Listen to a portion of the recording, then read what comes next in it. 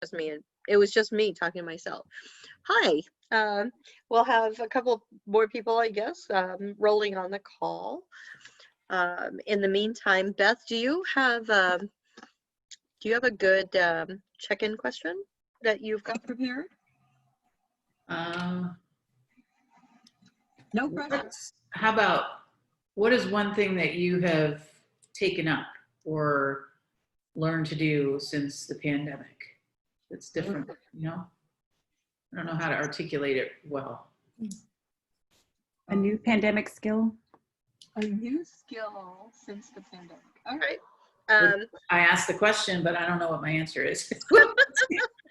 Okay, so let's drop the document into the chat just so you have it, and then I have to update it, so bear with me. Usually I wait till Jeff comes on, don't tell him, and then I hope that Jeff becomes a scribe. So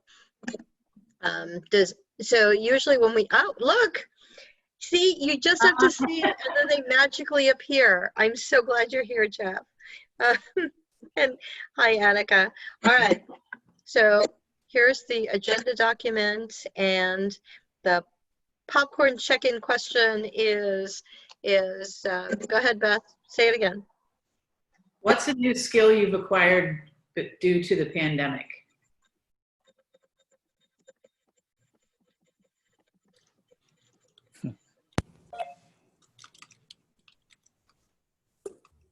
Okay, so I will put that out there for whoever feels like they need to answer, and then once they answer, then you can call in the next person. So I'll go. Okay. Mastering Zoom meetings. You've mastered them? Well, no, no, mastering, no. Becoming more proficient at Zoom meetings. How's that? Okay. And I'm going to go, Jacqueline Marshall, I don't think I know you, so I'm going to popcorn over to you. Sure, and thank you for having me here. I learned about you guys in this group through Michael Norton, if anybody is familiar with him. He's a very good friend of mine, and we work on projects together, so he suggested I check this out. So I'm here, so I'm new. I know very little about what goes on, but I'm sure I will absorb it quite quickly. I'm based out of New York, and actually currently in Washington, D.C., just to be out of the city for the moment. What is something I've learned during the pandemic? I would say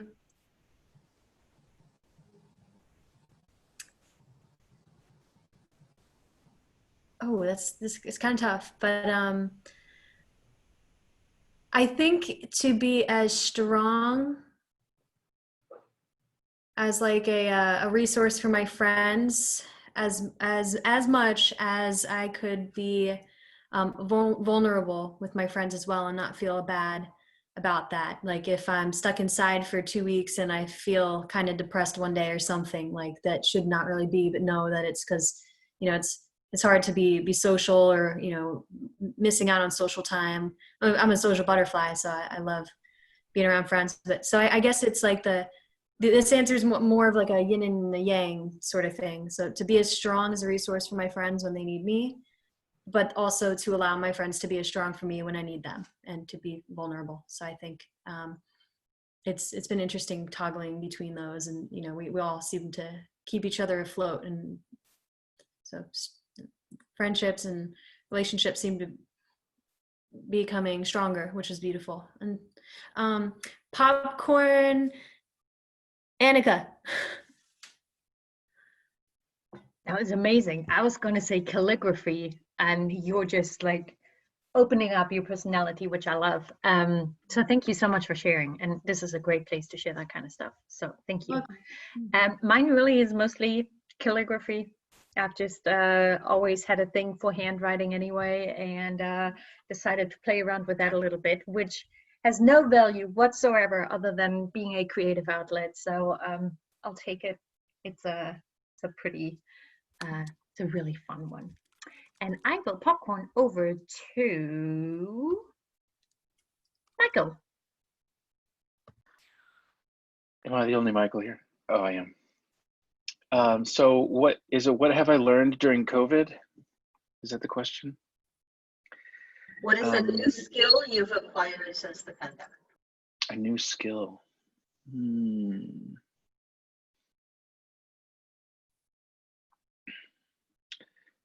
This is, well, I'm not, I promise I'm not copying Annika, but this is, I've been playing with fountain pens, and that has led to a renewed joy in writing. So I've been writing a lot by hand, journaling, writing things that I hope will become things that I publish. But just the joy of that, tactile, putting pen to paper has renewed an interest that probably just trying to type all of it would not have. And so that's been really fun, playing with inks, putting it in the pen, different nibs and things. And I haven't quite got to the calligraphy stage, or I haven't purchased the fat stubby nibs that you would usually use for that, or the flexi ones. But that's been new and very fun and taking up quite a bit of time.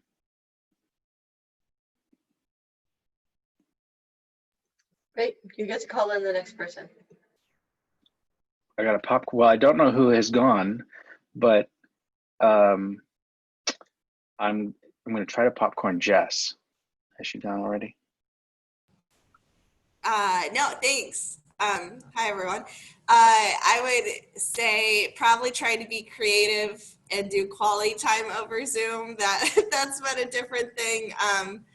My older sister has 5 kids, and we usually visit once a year, but couldn't do it. So we ended up playing charades over Zoom. We played some board games. So some of them worked, some of them didn't, but it's not the same as in-person quality time, but it was kind of a fun, creative way to try at the very least to do something quality connection-wise. Tiana, did you get to go yet? No, I have not gone yet. Hi, by the way, Jess and I have connected on LinkedIn, but never actually talked directly to each other. So hi, we have Alaska in common. I have learned how to make kombucha, which is super easy. I'm maybe I should just start making my entrepreneurial mind is maybe I should just start a kombucha business. This is a lot easier than my day job. And I've also learned to cut my children's hair. So I figured now is a good time to practice when nobody actually sees them. So surprisingly, neither are very hard. And I will pick Beth. And hi, Beth, also. I was looking at your face yesterday when we were posting the Unsung Heroes spotlights on our blog. So Thank you for doing that. And yeah, thank you, Annika, Jeff, Jess. I've gotten a lot of runway with that. You guys are amazing. Thank you. So actually, I've never been a green thumb, and I've slowed down enough to go to major war with Japanese beetles and my roses, and I'm winning. And normally my hanging baskets I get around Memorial Day are pretty much dead by now, and they're flourishing because I'm figuring out how to keep them alive. So, and it is kind of like the writing, right? It's therapeutic to focus on those things. And I will popcorn to Celia. Okay, so since COVID, I've been responding to prompts, which sounds strange maybe, but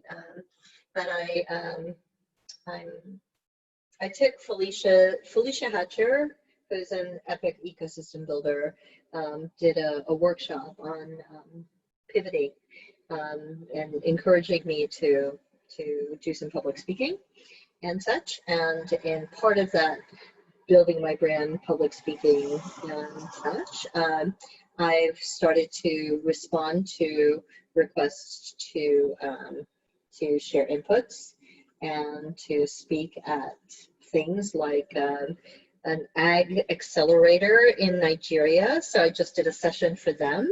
I spoke to somebody in South Africa this morning about what it would be like to bring ESHIP kind of efforts to Africa, the continent. And then there was a prompt, there was a creative prompt there. So all you creative people, there's an organization called Be Still Media, and Be Still Media has a little bit of a, just like, here's a prompt, and what art or creative thing can you create? And I wrote a poem, and I didn't make it into the finals of the poem, but the poem inspired my dear friend in a conversation with her new love or rekindled love. They had actually gone to Yale together 50 years ago and dated 50 years ago. So she turned 70 this year, and she's in a new romance. And my poem elicited like hours of conversation between the two of them. And I think that is the best prize. So it doesn't matter if I didn't get any accolades from anyone else, but just to see that your words matter, all of your words matter, all you storytellers over here. And if it inspires somebody to talk about something that they never felt they could, it's pretty powerful. So yeah, I'm saying yes ish, right? So we've learned that as ecosystem builders, we sometimes say yes too much, but I'm being really just decisive about that. So thank you all for joining us. I think everybody has gone at this point. Welcome, Jacqueline, to our community of storytellers. And this is not an ESHIP goal, but it is part of all the 7 ESHIP goals and the efforts around entrepreneurial ecosystem building. It is all of you with your words and messages that open up hearts and minds, and sometimes wallets, to move the field of ecosystem building forward. So, as many of you know, the ESHIP Summit this year will be virtual. It will take place September 15th and 16th. The registration will be out sometime towards the end of this month. There will be a call for presentations coming out in the next couple of days. So if you have a story or a message or know of a tool or something where you think that the world should know, because remember, in a virtual event, the doors are flung wide open and anyone can attend, right? So unlike ESHIP summits in the past, where it's only a set number of people that can fit in a room, now it's wide open. And it's a very, it'll be a varying audience with people with different levels of understanding of what ecosystem building are. So you'll get the ecosystem building curious. You'll get the people that have been doing it for years, some of the people that you already know, and some that you've only heard about. So maybe some of the legendary ecosystem building badass people will come out of the woodwork and go, hey, so there's this thing and I can make time for it because I don't have to fly to Kansas City. So who knows? One of the things that we've realized in this invitation, so all of it starts with an invitation, is that this is the thing that I hear often from ecosystem builders.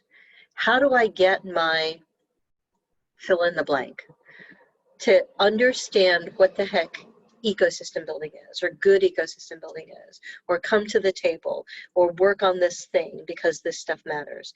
This is actually a golden opportunity to get those people that you can't get to the table to say, so there's this thing that I do that you may not know, but here are a whole bunch of other people that are doing it too. And so it's a way to invite people. And one of the things that we've been talking about, and what I'd like to put out there for you in this long explanation, is to say, help us craft those messages.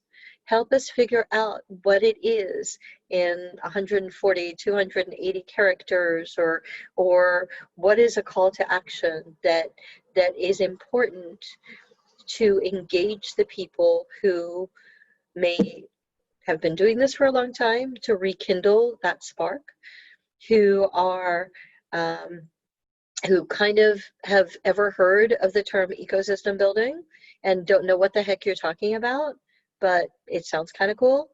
And the people who kind of work in different ways.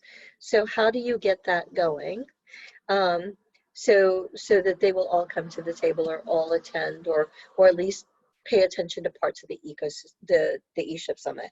And as you all know, the ESHIP Summit isn't about what we put out, but it's about what we do together, right? So, so that's the opportunity, that's the action, that's the call to the call to action that we like to hear. So I don't know where you'd like to start. Just so you know, there are 3 days in the summit this year. There's the 15th and 16th. So think about, it's probably not the way that I'm supposed to say this, but the 15th was probably more ecosystem building 101. Here's an introduction to what ecosystem building is. The 16th is probably more about, here are some examples of how people are doing it. That's where the calls to action, I mean, the call for presentations comes in. So here's what they're doing in Chattanooga, or Erie, Pennsylvania has this really cool campaign. This is what they did. And to showcase some of those things. So a lot of that will happen on the 16th. And just because it doesn't take place on that day doesn't mean that it's not something that will be shared out widely, because I don't think it's just about this one point in time. The 29th is a day that we're going to be doing a little bit more of the building the field, some of the work that all of you have been working on in past. So building the field of ecosystem building, what does that look like, will probably take place. We understood that a lot of the people that come may be really curious about one thing, but not have any energy into building the field. And some of you are really keen on building the field, and the other stuff will be a good review, a good input, you know, that kind of thing, a good exploration of what else is going on. So I've done a lot of talking. I'm going to turn it over to Annika and Jeff and Beth to kind of spark up. What's resonating? Where do you want the conversation to go? I think one way to think about this, which is what I like to do with everything I promote, is who's the audience, what channels can we use, especially if we view ourselves as sort of message amplifiers. I'm trying to recruit 10 people, Tiana's trying to recruit 10 people, just trying to recruit 10 people. We all know what message resonates with the people we're trying to get. So have a bit of consistency that we agree on, but then really empower everybody to do their own thing. So that could look like some social media templates, which is my preferred way of just communicating. I already put it in my newsletter, but there's some really low-hanging fruit of just tweeting, retweeting, LinkedIn, whatever your most powerful channels are to bring people out. I think I can confidently say that we can put it on Unsung Heroes of Ecosystem Building and sort of do a bit of a wrap up there. So I encourage everyone on here, and I'd love to hear your ideas of how you want to promote and other things that I'm not thinking about, because social media is certainly not the end all be all, how you want to get the word out. Facebook Lives. Piggybacking on that, you know, there's a lot of stuff that has been done and published over the last few years, and I would hope that that can be leveraged in getting, you know, in the 101 day one, ESHIP 101, ecosystem building, whatever it is. The playbook, I'm sure, has to be front and center. There's been many articles written about it, how to get involved as an ecosystem builder, backgrounds on ESHIP, all kinds of primers and intros that could be leveraged leading up to the event that I hope can be shared and in stories, you know, if it's day 2, if it's about, you know, case studies, and we've got tons of that too. We've got something like 70 articles on unsung heroes. 50 of those, I think, or maybe it's only 50, but lots of spotlights. You know, Beth was an example, the most recent one. Lots of great examples of great work being done. I hope those can get amplified and shared as well. Jess, come on, jump in. Me? Come on, Jess. I know you want. Why? You always know I have something to say, right? Actually, Celia, I have one idea. I don't know who would do this, but for the specific goal of ecosystem builders reaching out or getting ideas on how to get the folks that don't know what they do or they need support, what about doing like a digital special guest ticket from ESHIP? So for that specific first day of 101, what is ecosystem building? All of us get 2 quote unquote tickets, VIP special guest tickets, to give specifically to whoever doesn't get it or needs to be more supportive to join the 101 session. I think that might be something. I don't know who would create that. I'm not trying to give extra work, but that might be a way to just in one kind of swoop at least bring people to the conversation that the ecosystem builders are identifying of folks that need to know. I don't know. That's the only thing coming to mind right now. No, I think that's a great suggestion. So it is an event that will cost. We had a lot of discussions around that, and knowing that we don't want cost to be a barrier, so we will again offer scholarships to people who need it. But we also, in attending for the past 4 months, I'm sure you've attended varying levels of events, and there's something about skin in the game, and where you pay attention just a little bit more. We don't want cost to be a barrier, so again, we will offer scholarships. But we also recognize that as we're still designing, so just so you know, up until the minute that it happens, there's still some design aspect that goes on. But there will be some stuff that's shared out. So the likelihood is, and I can't say for sure, but the likelihood is, because it's virtual, there will be some sessions that people will be able to, like, Facebook live stream or YouTube or whatever. I mean, we're exploring those things. So I think that there's definitely that. And then go ahead. That makes sense. What's the what's the cost? Do you guys have the cost yet for the? I think we're still waiting for approval on several things, so it's hard to quantify. I can't. I don't have it absolutely defined yet, so so I'm unable to share. But we're really close, and the website's supposed to launch this month. So. Well, that's all I had. Someone else go. Well, I just wanted to ask, you know, what is Kaufman's plan for PR, and how can we, you know, leap from there? Because Kaufman's is the one with the credibility here that really gets people's attention. And also, I wanted to ask, is Herman's article going to go out? Because I thought that's a great example of how bringing a contingent can make a significant impact. I know that the article around Philly that you were involved in, you know, back when we were going to meet in person, we talked about a delegation model, and so that was a prime example of that, because it still could be a delegation of people from your community. So if people, you know, near Sacramento, we're all gonna, I don't know how safe a watch party is these days, or, you know, you could do a virtual watch party kind of thing, or just have somebody to riff off of.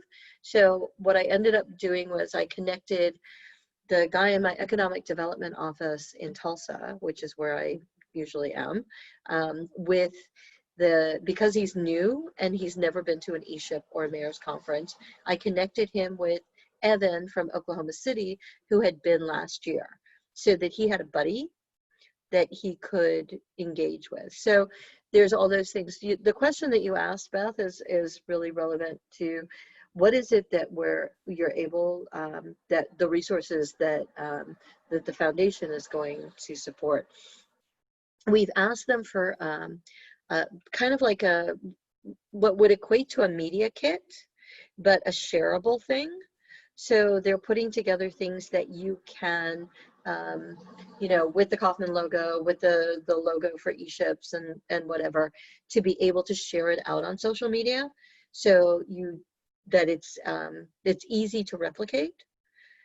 And because I'll tell you, the challenge that I have even in sharing stuff on the ESHIP Facebook community is somebody will send a press release. Now I got to go and take that press release and scale it down and find the pertinent facts and then try to create a post out of it, right? And we all know that all of you are very busy people, and you don't necessarily have the time and the bandwidth to do that heavy lifting, nor should you. So part of that engagement would be being able to tweet some stuff, or here's a shareable link, here's something that you can distribute among your circles in order to do that. The other part is keeping in mind that ecosystem building is pretty much a self designated role. So you recognize people is as important as having them recognize themselves in that role. I don't know that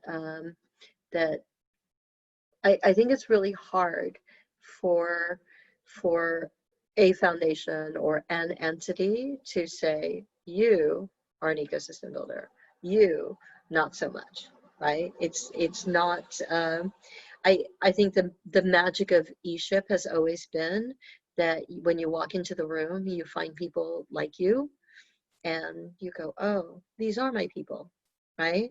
There's a feeling that you get, and I don't know that you ever really want that to go away. Like, while you want to engage and introduce people into the whole concept of ecosystem building matters, and it's a thing, there's also there's some need and want, desire to be there in order to make the engagement as impactful and profound as it is, right? If you think you're an ecosystem builder, come and explore. If you go, I don't know what that is, that's a couple of buzzwords, whatever, like, I don't necessarily know that personally I want you there, because that's not, you know, that doesn't, I'm not here to educate somebody who doesn't want to learn anything, right? I'm here to share and empower and catalyze and inspire all of you who want to be part of that. And that's what all of you do for me. To Jeff's point about revisiting some of those articles, I will tell you that when we try to go reorient and get some firm footing when all this COVID stuff was happening, I read a bunch of Annika's articles about when she attended the first ESHIP Summit and what catalyzed her and what she felt inspired to be like. I will tell you, Annika, you were wrong, because you thought you were done with us. So in one of her articles, she says, oh, and I'll probably never see these people again. Well, there you go. So 3 years later, you're still effing here. So that's great, which I'm glad. Good. Does that answer and probably give you more information than you asked for? So Jacqueline, you're new to this. What did Michael say to you that inspired you to sign up and get on this call? Pretty much anything that Michael Norton suggests to me, I put it jumps up on my priority list. So just the invitation to joining this about storytelling just was a no-brainer. So that's why I'm here. He's been a very big help to me in my life. And as I'm trying to build my company and my entrepreneurial adventures, he's decided to kind of maybe take me under his wing a little bit, but then also work alongside me on some projects, because we think along the lines of, we have similar interests.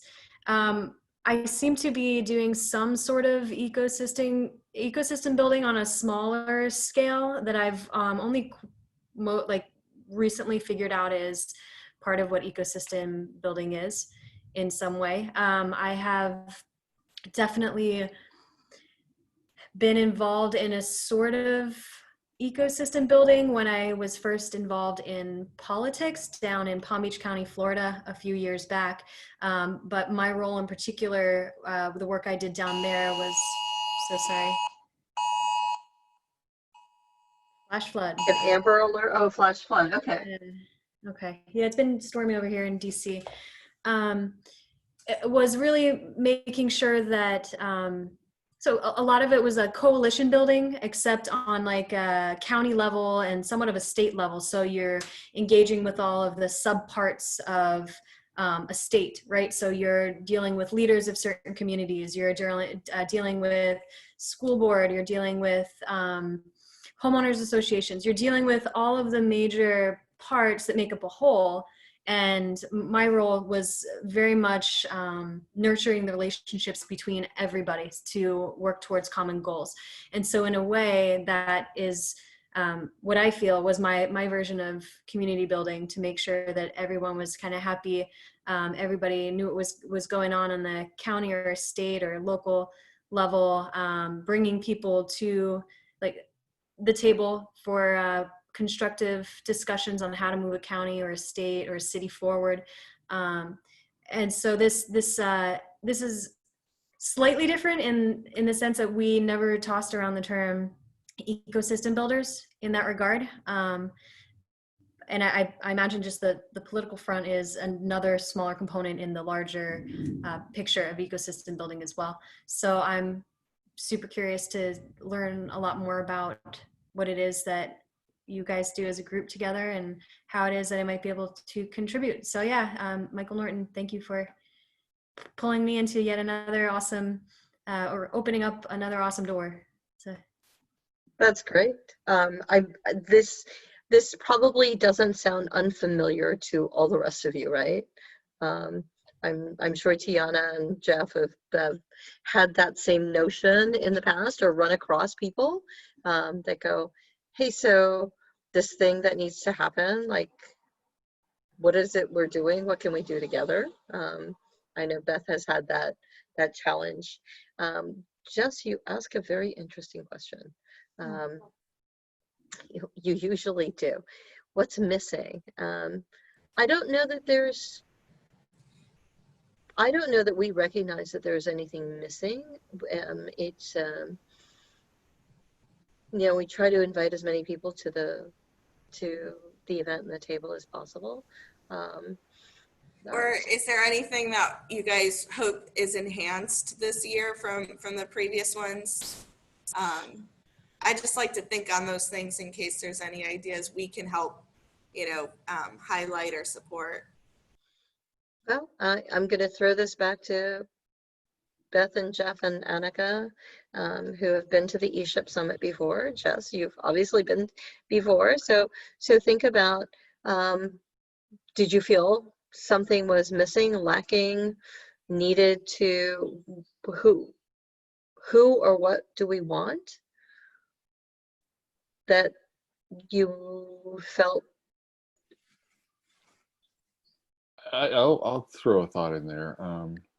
And I think those who, especially those who've been to all of the summits or the first one, I think it's important, or there's a benefit, and I think you're maybe building it in this time. There's a benefit in having a component of the summit that is tailored to new people to the summit and ecosystem building, to give them some context and some background. I think last year, personally, I had a lot of experiences with people who were new to it, and a lot of my time was explaining what is, so much stuff. and to me, it detracted from it a little bit. So I think some kind of an intro sessions, if that's what day one is, I like that. I applaud that idea. And then maybe a separate one like you're planning to do for later with the people interested in the field building aspect of it, who are seasoned veterans of ESHIP summits, coming together. I like that aspect too. So I'm glad to see that. I agree. Those both sound really exciting and nice for this upcoming one. So I'd like to see a little bit more interaction between the attendees at the mayor's conference. And to learn more, I need more examples to take to my community leadership of what other communities are doing and committing to around entrepreneurial ecosystem building. So I don't know if there's opportunity for more interaction that way or not. Beth, I got to ask for a clarification there. Are you saying you'd want more interaction with the mayors? Yes. Interesting, because I know one of these calls, I think, and I had an experience too last year's interacting with mayors, and it was not a great experience because once you get in with a bunch of mayors, they want to lead the show, was my experience, and nothing really substantive came out of that breakout session from one I had and others had. Yeah, it was me. Was you?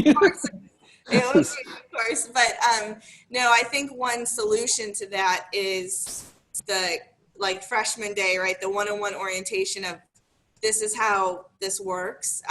Because that's what I felt was missing. Did I think that they weren't enthusiastic? No, but in the group sessions, they were just talking the whole time and totally unaware that other people were supposed to be talking too. So it felt like it was a different energy that was kind of coming in when everyone else was on the same page. So I think that orientation hopefully will help with that, but we'll see.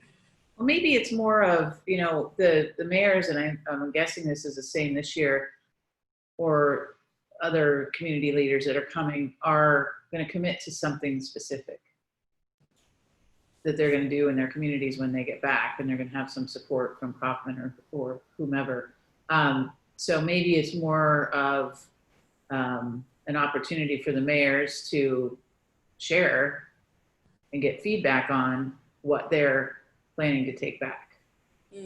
So it would help if they want the feedback and support in what they are signing up for. So for people who haven't experienced this before, the ESHIP Summit started in 2017. It was solely around ecosystem builders, but ecosystem builders in different sectors, right? There were economic development people, there were policymakers, there were educators, there were people that ran co-working spaces and incubators and accelerators, and just all people who were supporting entrepreneurship. Then there is the Mayor's Conference for Entrepreneurship, which has been around for a lot longer. They were two separate events. They are still two very separate events.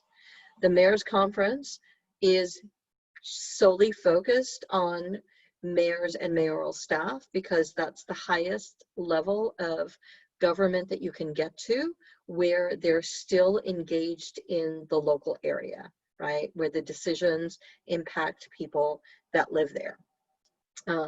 It gets a little bit more fragmented when it goes, bigger to the state level. A couple of years ago, they not overlapped, but they were in tandem, so that the Mayor's Conference and the ESHIP Summit landed around the same time, and they were both in Kansas City. Before that, the Mayor's Conference actually traveled. So when the Mayor's Conference and the ESHIP Summit came together, there was an opportunity to create serendipity, sometimes collisions, as Jess pointed out, and sometimes serendipity. The idea and the hope was to inspire that kind of interaction. The Mayor's Conference, still separate animal.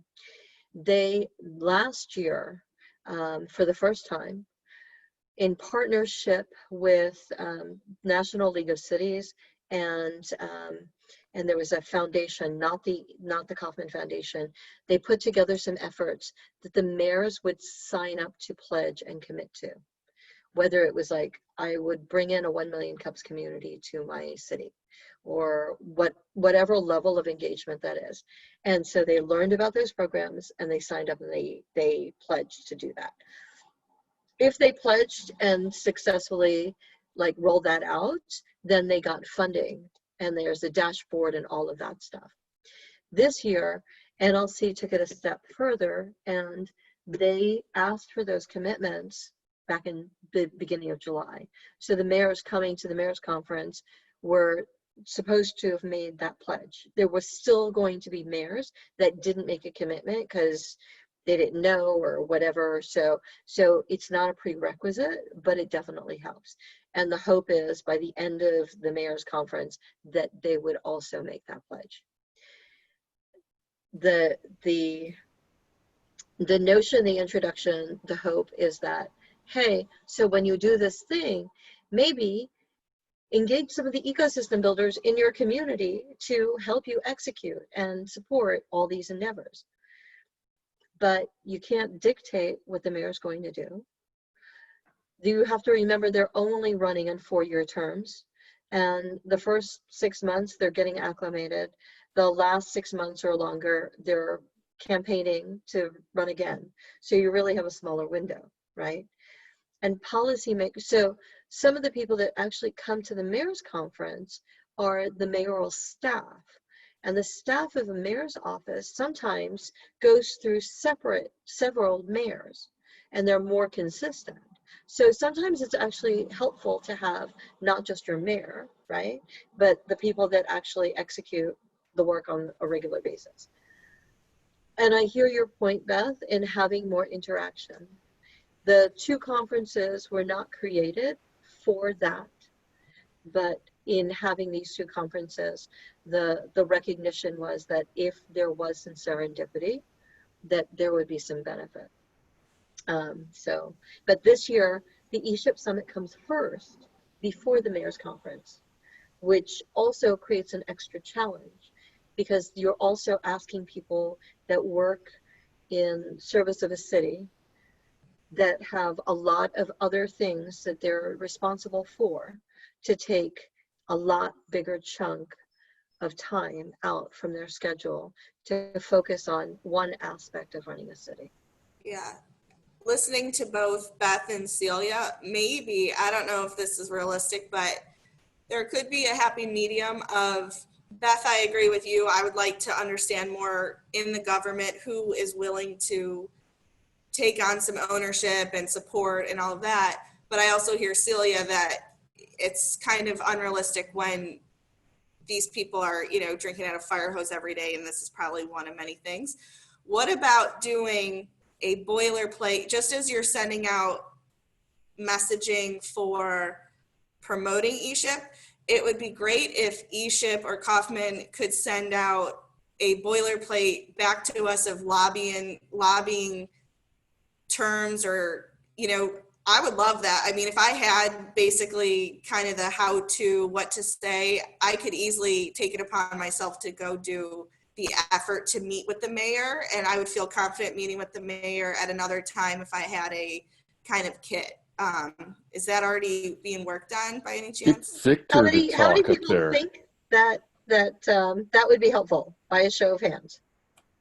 So, and that just made ring a bell. It's like, get Victor to do a presentation, a right to start thing at the start of the Mayor's Summit. Okay, so first, No. First, there's a whole thing about bringing the former vice president of entrepreneurship back to the thing after they've left. So there's a little thing about that. I will tell you that I did have a kind of a pet project. So in talking to Evan, who runs the Mayor's Conference, he said, if you can figure out, so here's a call to action for all of you. If you can figure out the thing that you want done, maybe it sounds a little more prescriptive, but really, if you have some thing that you think should be done, like write it up and figure out, we'll help you know, I don't know who, but somehow we'll figure out the way to do it. So one of the things that I realized is, and I've been told by many people, Scott Resnick is one of them. So Scott Resnick, Madison, Wisconsin, has shared with me that that entrepreneurs and entrepreneurial ecosystem builders ask the city in a language that the city doesn't speak for stuff that is not within their purview. They cannot create these things. It's not their job. But we don't understand that. We only know and see the need.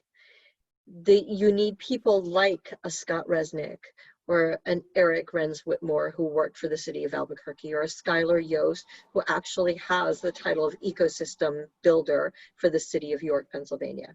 So I actually tasked the three of them to get on a call with me with NLC for National League of Cities and try to figure out that language, because it would be super helpful for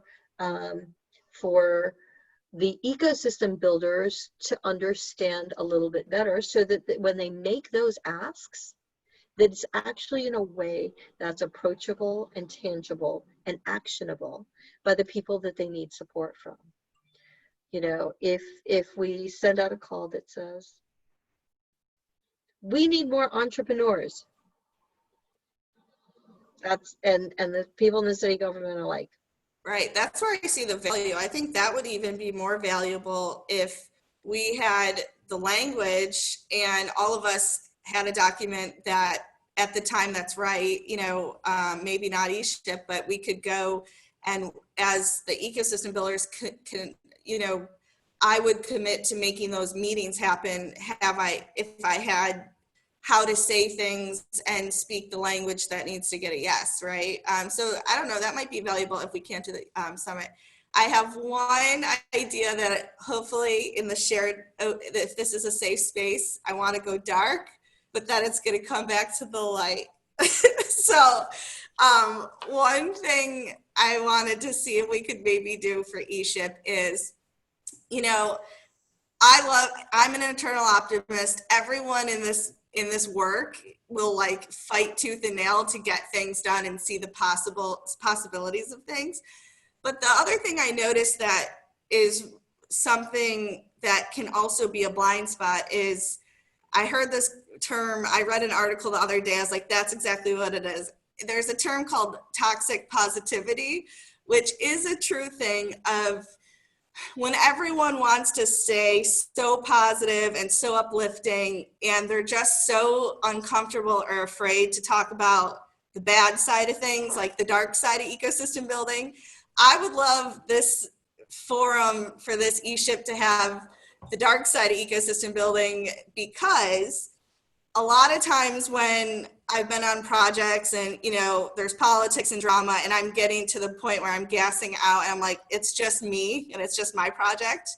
And then I go and I have lunch with, you know, directors of innovation parks and some of my colleagues that I really respect that are in crazy high level positions as ecosystem builders. And then they repeat, we have the same problems. It actually, in a positive way, it makes me not want to quit and give up and feel like I'm burnt out, because I'll say, oh, 10 people are dealing with this crazy level of egos and politics, whatever. So even though it sounds like it's kind of a bitch fest and complaining, I actually get, from a positive point of view, it allows me to feel re-energized and basically take the weight off feeling that it's only my project that is not gonna, you know, is dealing with it. So again, I know it's like, you know, again, I love the fact that everyone is so light and positive, but there is a downside to not having a space to talk about the bullshit of things, you know, and get to hear it from other people in higher positions or bigger positions being like, yeah, I deal with it too. Because I walk away with that being like, all right, it's not going to be perfect. I needed that recheck. I needed that check-in, and I'm going to keep it moving. So how does everyone feel about that? How does everyone feel about the dark side of ecosystem building? Is that something people would be open even to doing? Or is it only when we're kind of unmiked because, you know, I do it quite a bit when I'm unmiked and I can vent, but I don't do it really on these groups or openly because, well, you know, it's just not usually an open, welcome space to do it. Not because of people, but just the nature of ecosystem building is that perpetual, like, eternal optimism. So that's what I wanted to pitch, the dark side of ecosystem building to get to the light. So what does everyone think of that? Is there a need or is it just me? It might just be me. It's the only reason I go to Out ESHIP. there. It's just shared misery builds camaraderie, right? Jeff, Beth, I don't know, Beth, if you've been at SCN, we used to do whiskey and war stories, and I could never attend because it's after 10 p.m. and I don't exist after 10 p.m. But I think that's a big value of, that's why I'm so disappointed we can't meet in person, is I think skill building is one thing at ESHIP, but building community and being with people who just get how hard this work can be. And Jacqueline, you've probably experienced some of this. It's just, this is really, really hard. So I think as long as these conversations are well facilitated with an eye towards, we'll go really deep, it gets really dark, and then what can we learn from this? How can we support each other? That's where the true value comes from people who understand and people who care enough about you and about each other to share that vulnerability. So I think I agree. So I'm with you on that, Jess. I think there's a lot of benefit in that. And so SCN at their summits does Whiskey and War Stories, sometimes called something different. But also at the 2018 summit, Cecilia led something about ecosystem builder self-care, which in a way kind of turned into a little bit of that. Basically, there's probably 20 or 30 people there just sharing their struggles and how they cope with it. And, you know, that was probably less bitch session and more, you know, yes, we're going through this and sharing ways of coping with it. So I think either way you do it, I think there's a lot of value in it. Yeah, and I think bluntly calling it out is the start to healing. It's kind of like admit you have the problem, and you know, talking through and building those relationships and understanding, number one, I'm not the only one that this stuff's happening to, but number two, how do we band together and come up with some band-aids or ultimately maybe some solutions where folks are held accountable for not doing the job that they're supposed to be doing, I guess. But I don't think we're done with this subject yet, but I do want to jump back to the mayor's conference real quick when we have time, if we have time at the end. Why don't you go ahead and talk about the mayor's conference, and then we'll, Annika, did you want something? Just want to make sure we have tangible steps leaving this meeting to settle on what everyone wants to do. I think I have a proposition depending on how Tiana and Michael and Jacqueline feel, but Beth, why don't you share your thought about the mayor's conference, and since this dark side is kind of resonating a little bit, and I know Tiana at the Co-Starter Summit, we also talked about it too. So, and for Jacqueline, and I think Michael may know, SCN that they're referring to is Startup Champions Network, which is a professional association of ecosystem builders. So just another acronym you will be exposed to. Go ahead, Beth. Okay, so thank you. The mayors and the community electeds, the only thing that we should be able to expect from them is for them to really be influenced to understand how very, very important the ecosystem building role is in their community, so that they will use their bully pulpit and constantly and consistently talk about the importance of entrepreneurial development and entrepreneurial ecosystem building. The other folks that attend the mayor's conference, the doers, if you will, absolutely just need to be influenced that this is key, and if it's missing in their communities, then they're going to lose and they're never going to have the potential of a thriving economy. How do we make sure that message gets across to them? And it's a huge opportunity to do that when you have a bunch of them all together at once. That's a really good question. I don't know that there's an answer that I have for that, or I mean, it's always the intention that we're including those things in the conversation, because obviously that's the frame of which we're sharing the information, or the mayor's conference is being designed, and the understanding. Here are some tools. Here's a way to do it. So so go ahead. It's Go ahead, interesting. Jacqueline. Well, just like that point resonates with me, but there seem to be like small pockets of communities that have been able to like kind of pull this thing together. I'll give an example. Denver, like with their entrepreneurial community, that I've spoken with, and I can't remember the gentleman's name right now, but he's the one who initially pointed me to National League of Cities when I was doing my own research on entrepreneurship and ecosystem kind of building, which Sounds like Eric Matisek. let me get the name really quickly. It's okay. So point- yeah. Just by engaging in conversation with the people who have been the major stakeholders and pushing the initiative forward in cities like that, really getting like intimately knowledgeable about what they've done, because they're as passionate about sharing best practices, and maybe using that as a segue into conversations with your local electeds who may have some interest in this type of work. Obviously, it would take some surveying to figure that out, or looking at some, finding some PR piece or something out there on the internet attached to a certain name somewhere. Palm Beach County actually in Florida rides that line, but using the example of, hey, here, this is how a community has done it. This is what they've done based on all of the conversations we've had with person A, person B, person C.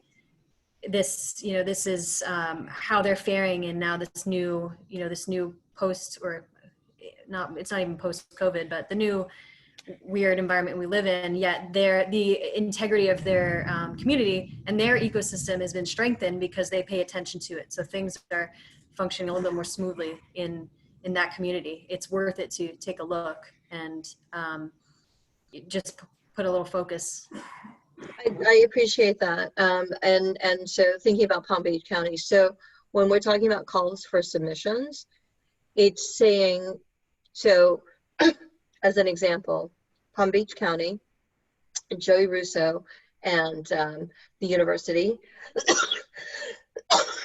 excuse me, Southern Florida University, whatever that university is down there, got together with the Veterans Program, brought in co-starters, and so that's an ecosystem, right? It's all of these people getting together to help promote veteran entrepreneurship. That's a great example. So when we're talking about calls for submissions of tools and examples that we can share out, that's what that's a good way to say, hey, here's an example of ecosystem building that's been working.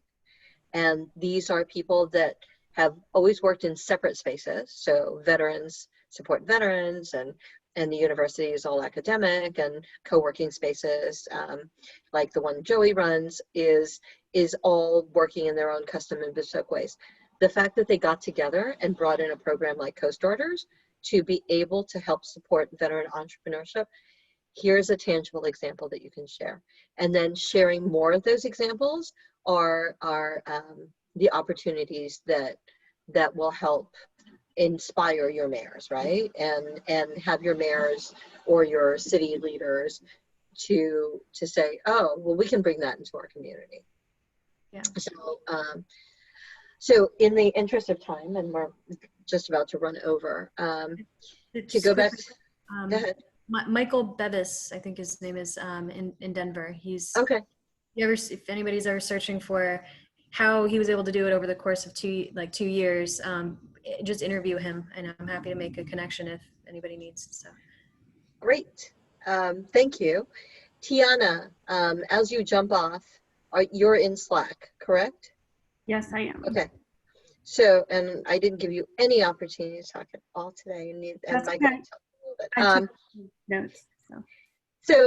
So would it sounds like it would be an interesting thing for people to work on, because there's a need, and otherwise we will just make it all nice, unicorns and rainbows, happy things. And it sounds like if we don't talk about the dark side, then we won't get anywhere. Would all of you be interested in putting together some kind of proposal for that submission to say, I think we should have a session about what that looks like and how to foster those conversations in a mindful manner.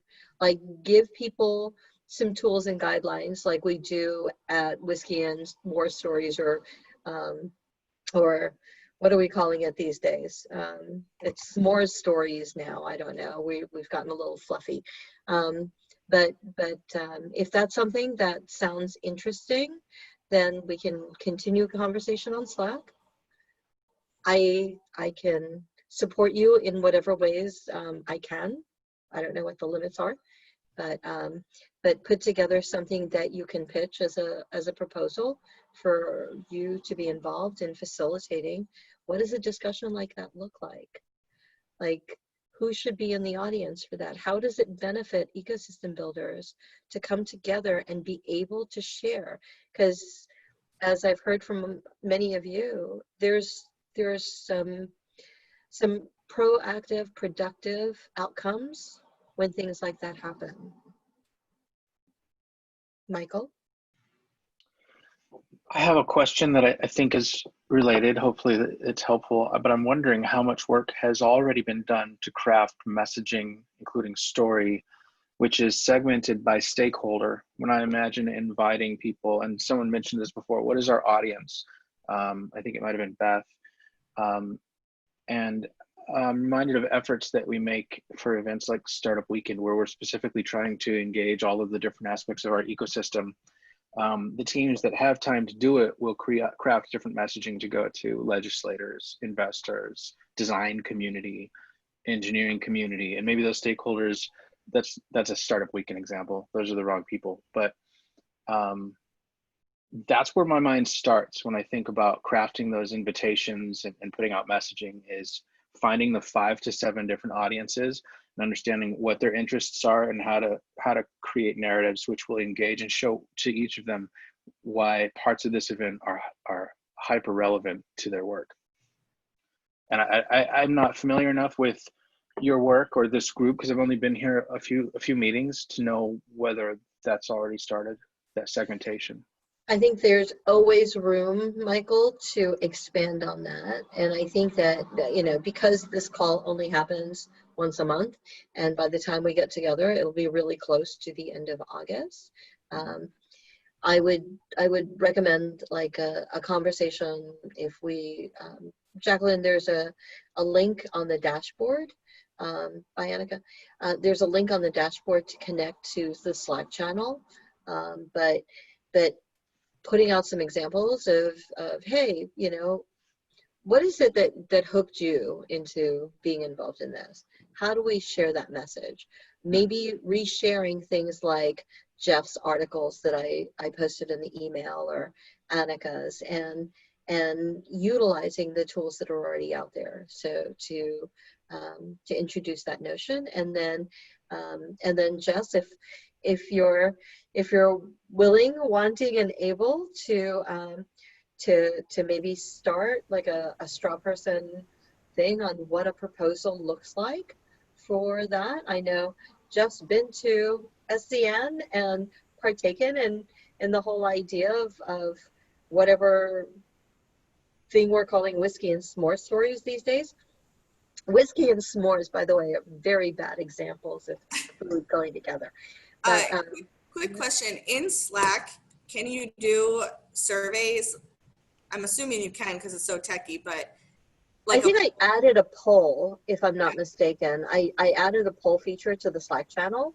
You can also probably do it in the Facebook page, which is a much wider audience. Okay. I think if everyone's okay with it, what I'd like to do is first do a poll to see beyond this group if people would be not only interested, but comfortable opening up during a summit. Because if it's a no, I don't want to have to do a proposal if it's just no one's comfortable, right? So what I'd like to do, if everyone's okay with it, I'll do a poll, and then if we get X amount of percentage of people saying they would show up and they would actually be open to sharing, then I'd be happy to do a proposal.